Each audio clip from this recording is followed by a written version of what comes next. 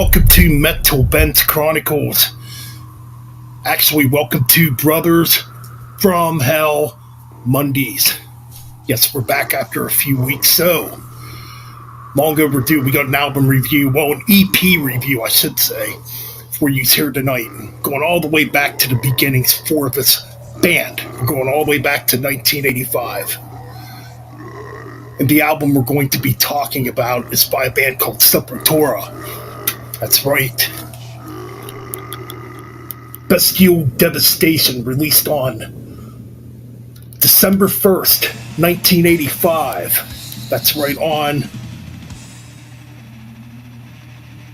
Cogumelo Records. If I'm pronouncing that right anyways. So yeah, that's the label it originally came out on. Now this was originally released as a split with another Brazilian band called Overdose, which was they had more of a power metal sound early on, but they also had elements of speed metal and early thrash metal too. And that EP is that split I should say, is very, very hard to find. Now Roadrunner would re-release this, obviously, and put it on Morbid Visions. There's a couple different reissues of that. There's a 1997 version, and I think the other one came out in 1990. Yes. And the 1997 version has an added bonus track called Anti-Cop, which was originally Antichrist, which was recorded around the time of Chaos AD. And it's got a demo version of, which track is it? Necromancer, that's right, which was recorded in 1984. So yeah, either or. We're going to get right into the track listing here. It's a very short one, so bear with me here. So obviously, this was produced in 2 days, in August of 1985. I guess within them 2 days, the band was fighting with the producer because the producer wanted to clean it up, and the band's like, no, we want this to sound raw and very primitive, in the style of like Venom, because that's what they were influenced by, in early Sodom and Celtic Frost and Hellhammer. So anyway, this EP clocks in at 15 minutes and 37 seconds. That's right. Now it says it's produced by Sepultura on here. I'm not sure who the other producer would be, but either or. So yeah, let's get into the tracks here. Okay. So obviously it opens up with spoken words, titled The Curse. Begins very demonic, very chilling. And this was done by a friend of the band. The intro to this little EP here. Basically a lot of albums back then began like this, kind of like, early Bathory, some of those early Venoms, some of those early Celtic Frost albums had these dark spoken words or ambient beginnings to the albums. But then quickly, it unleashes and turns into a fury of early blackened thrash, blackened death metal, with the title track Bestial Devastation, which is absolutely brutal and intense. Yes. And the unique thing about this is, well, definitely the production, because the production gives it that uniqueness, the rawness, and Igor did not have a real drum kit yet on this, which is kind of weird. I forget exactly what he was using for a kick drum, but he had a snare drum. I think he had like a tom drum he was using for the bass effects. He just had a snare drum and a tom drum. I think like maybe one or two cymbals, and that's it. So yeah, and it's a brutal track. You can definitely tell it's a predecessor to what you would hear in a lot of death metal and blackened death metal going into the 90s and further, and up to this day we still get blackened death metal bands coming out, in the underground. So yeah, Bestial Devastation's a great track. I like the mid part of this track too, where it breaks down and gets very dark and heavy, So up next we got Antichrist. That's right. Now this was co-written by Wagner Antichrist, who went on to Sarcophago. Yes, he was an original member of Sepultura. Now, rumor has it he's on the, I believe it's the Necromancer demo that's on here. Well, it's just one track, but it's rumored he's actually on that track. I don't know how factual that is because nobody can really prove it. Well, Max and Igor would probably know, you know. Either we're Antichrist, holy crap, this song's brutal, you know. Now, this would be one of the earliest examples of what you would hear a lot of in death metal, too, going into the future with the tuned-down guitars, the blast beats. I would say this is pretty intense for 1985, you know, and, you know, this would be in the beginnings, too, of the extreme metal realm, too, you know, because, you know, you had bands like Sodom, Creator coming out, Destruction coming out, you know, and, you know, this proto-black metal, you know, you had Bathory coming out, you know, Hellhammer and stuff like that coming out, but to me, this track seems like it's a bit heavier compared to some of that, you know. Like I said, it's down-tuned,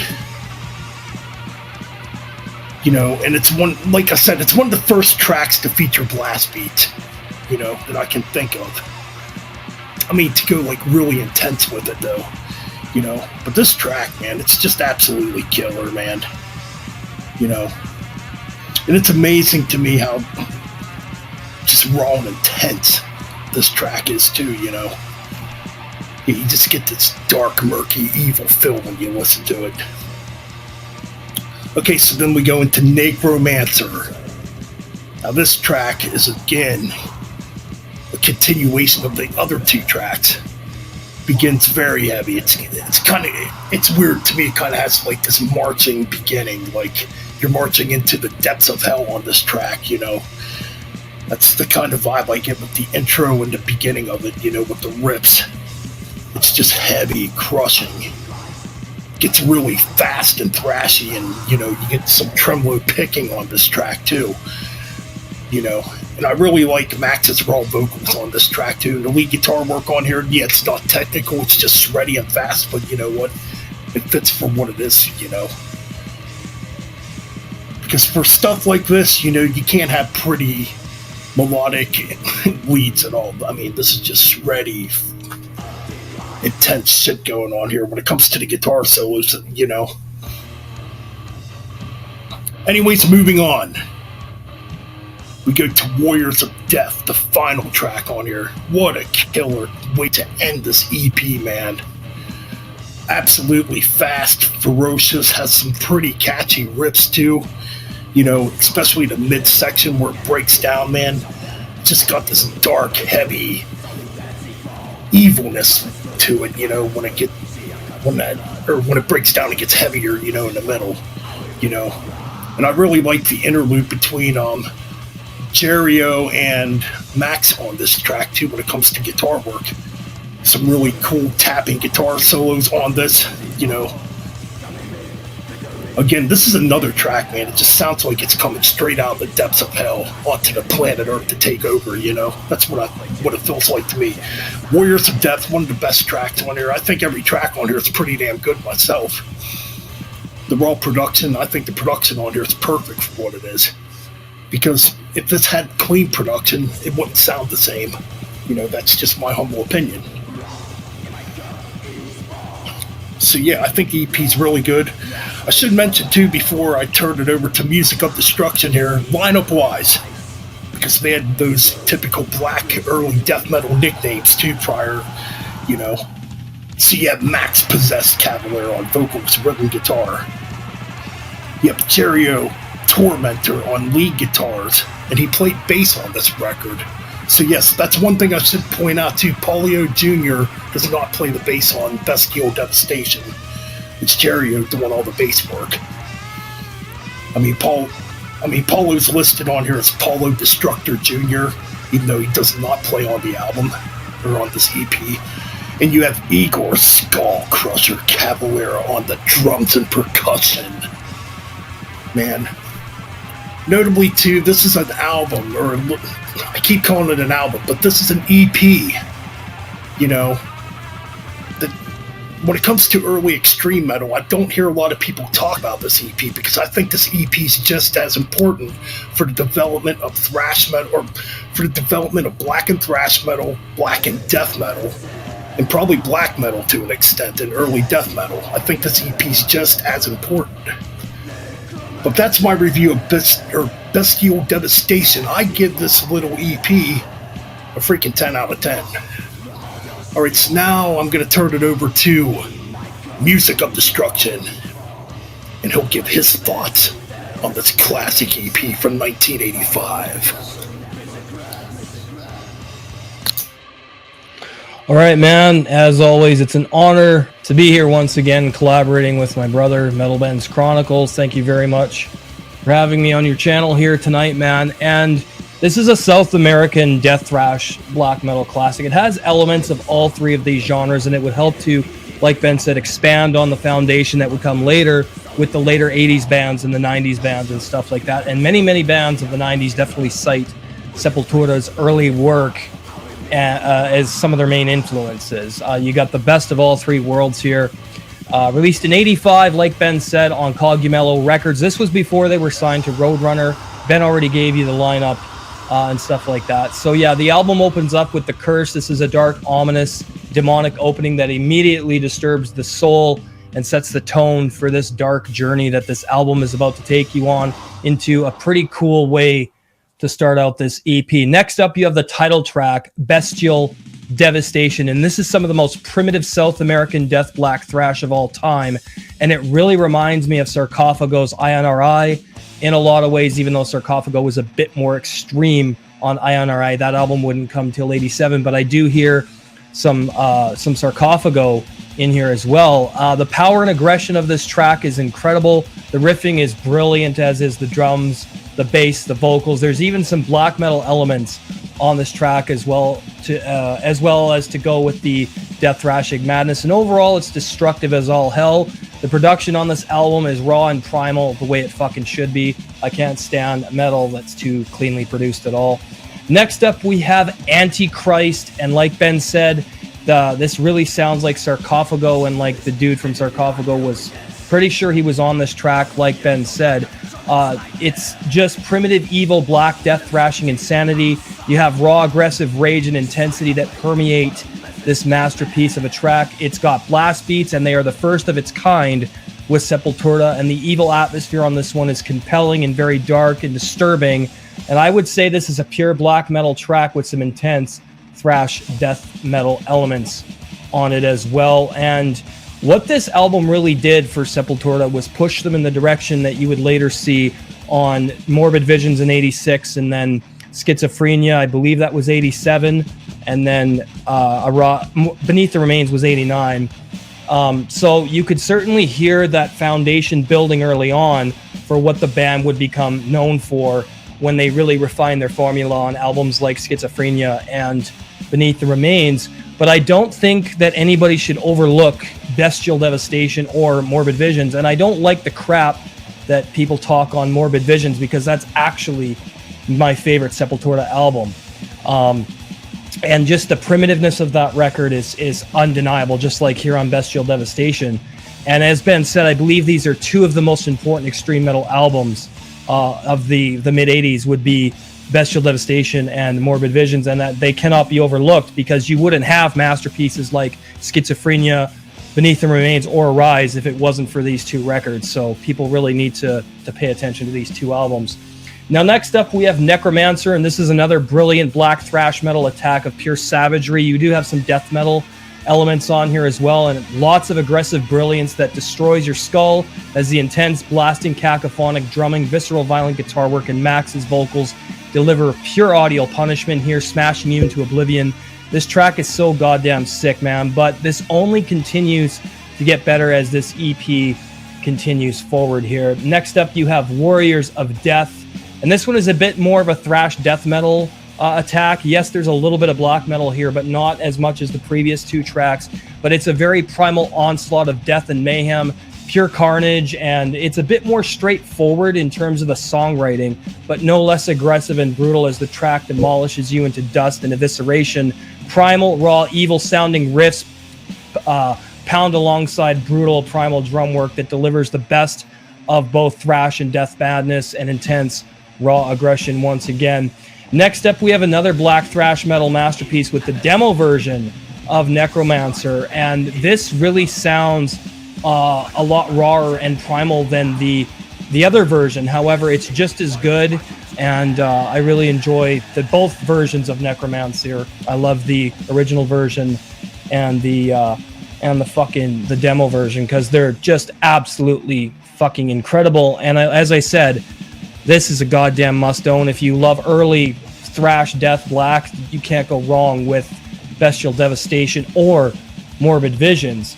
And overall, I'm going to give this album a 10 out of 10. This is an essential death thrash black metal album, and hail fucking Sepultura. And that's my review of Bestial Devastation. All right, excellent review there, Damien. Thanks, man. As always, man. Yeah, I mean, this EP is a classic. It's definitely important amongst extreme metal in its beginnings. And I'd definitely say, if you haven't checked it out, check it out. Yeah. You know, discover it and listen to it. Yeah. Because you'll get to hear basically where a lot of extreme metal pretty much came from. You know, at least one of the earliest examples, you know, along with Possessed, you know, and Celtic Frost, and, you know, Bathory and bands like that, you know, and, you know, Sarcophago, you know. Absolutely. But yeah, man, that's our review for Morbid Visions, or not Morbid Visions. I apologize. Hey, man. Now I need to listen to Morbid Visions. I got that album on my mind. Fuck so yeah, that's our review for Bestial Devastation by Sepultura. That's right. Yeah, man. And Speed King said it best. I miss that old Sepultura sound. We miss it too. Yep. Me, this band just has not been the same for. Well, no, and I don't touch anything. Sorry, Ben. I don't touch anything after Arise. As I say, Chaos AD is okay, but it just feels like they went on a downward spiral. It seems like a lot of their inspiration was running out at that point. And this is why I like it when bands take years between albums, because then they get more inspiration. I feel like it's a lot more honest, but I mean, that's just my personal opinion.